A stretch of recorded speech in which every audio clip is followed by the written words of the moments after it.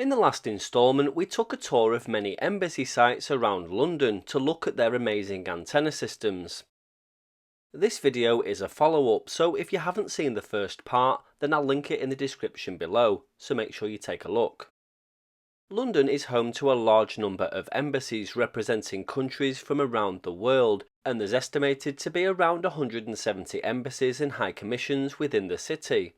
These high-gain log periodics, magnetic loops and fat-cage dipoles ensure reliable and largely secret communications with foreign capitals and other embassies and missions throughout the world, from the embassies of London.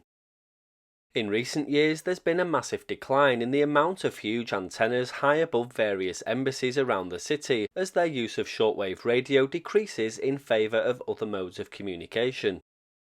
Only a handful of London's embassies have visible antennas on the roof in 2023, and in the last video we visited many of them.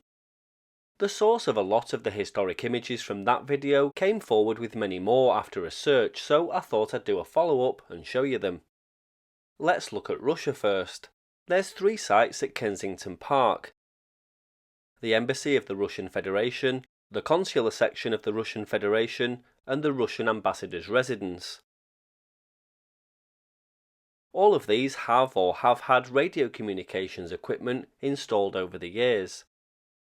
It's hard to say from old photos which property has which antenna on, but all 3 buildings have had HF verticals and SATCOM equipment on them. The embassy today has some sort of inverted V HF aerial installed, but I couldn't photograph it. The residence of the ambassador viewed from Kensington Palace Gardens shows another HF aerial along with various bits of SATCOM equipment. One of the pictures I was hoping to see in higher resolution was the Iraqi embassy over in South Kensington. This large cobweb HF antenna disappeared in the early 2000s, but the embassy is still in the same place. My recent travels took me in the vicinity of the Bulgarian embassy, which still has its huge log periodic on the roof, but before this was installed in the early 2000s, there was a cage dipole up there, along with some SATCOM equipment. The cage dipole is hard to see in the background, and it doesn't appear to be there today, replaced by the log periodic. Another site I stopped at recently was the former Algerian embassy over in Holland Park, and the magnetic loop on the roof at the rear. Not much has changed in the last 25 years.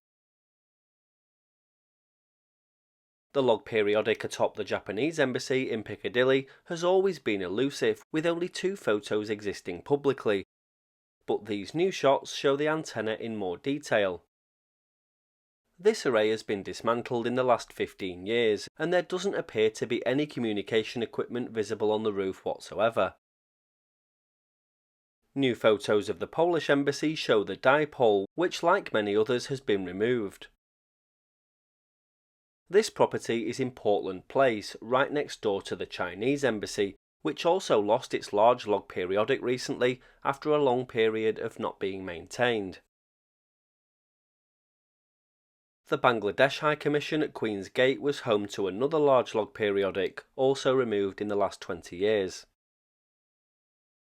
Over to Phillimore Gardens now, and the large antenna above the Jordanian embassy, another victim of more modern communications.